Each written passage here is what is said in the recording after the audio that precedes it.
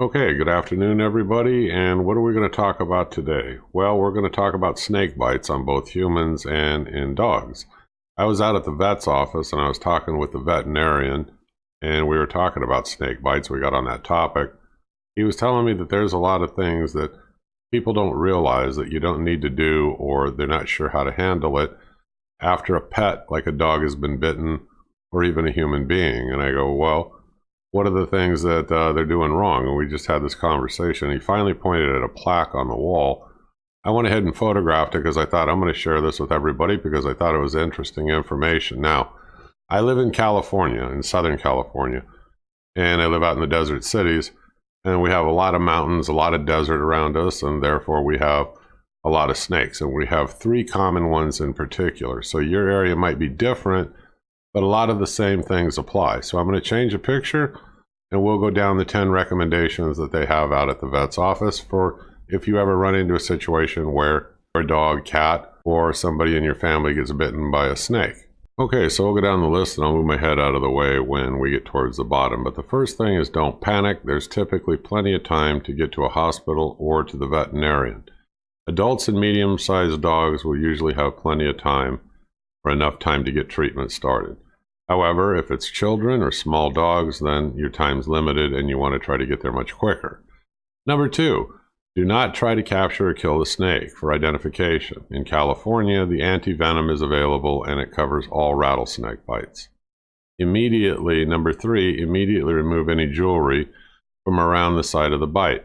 Snake bites are often a result of severe swelling, and these items will cut off blood flow, increasing the probability of losing a finger or a limb.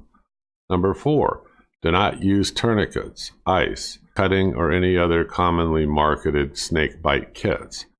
These actions will make things much worse for you and your pet. Dialing 911 is the only thing you should do for a bite to a human.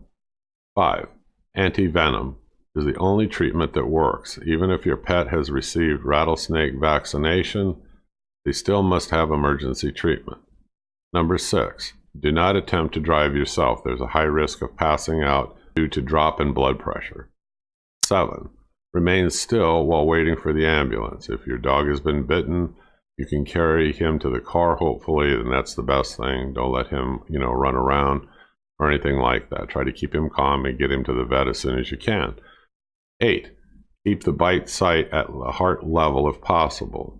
However, the majority of bites that dogs receive are on the face while investigating the snake. This type of bite will adversely affect the dog's ability to breathe, so the immediate administration of Benadryl and a professional medical attention are needed. Number 9, Benadryl will help reduce the inflammation and help reduce the risk of allergic reaction. The recommended dosage for dogs is 1 milligram per pound. Consult with your veterinarian. They have plenty of Benadryl on hand, so don't be afraid to rush them to the vet. Number 10, limit liquid intake because the body pumps fluids to the bite site, increasing painful swelling. If available, chew on ice to relieve your thirst. Avoid alcohol. It increases metabolism and thins your blood, as does the venom. So those are the 10 things that people sometimes don't know that the vet feels that people should be made aware of. Now, in Southern California, like I said, I live out in desert cities. There are 3 common types of snakes. And he seems to see, several animals come in, with snake bites. So I just want to show them to you and you can get an idea of what those 3 common snakes are. Okay, the first one up is the Southern Pacific Rattler. And I'll leave it up here for a few seconds so you can get a good idea of what it looks like. And then we'll move to the next one. Okay, the next one is a red diamondback rattler. And this is what he looks like. I'll leave it up here for a few seconds so you can get a good idea of what they look like, and then we'll move to the last one. Okay, and the last one of the 3, this is the Mojave Rattler. And this one I've seen around myself several times. I mean, when it gets hot out, come out onto the roadways, you can see them frequently. But again, these are the 3 rattlesnakes mainly that the veterinarian here locally says when they get bitten by a snake, it's usually one of these 3. Same thing with human beings. In the emergency rooms, at least here where I'm at, the hospitals, they have the anti-venom available. Anyway, this was just a quick tip kind of a video just to give you some tips on rattlesnake bites.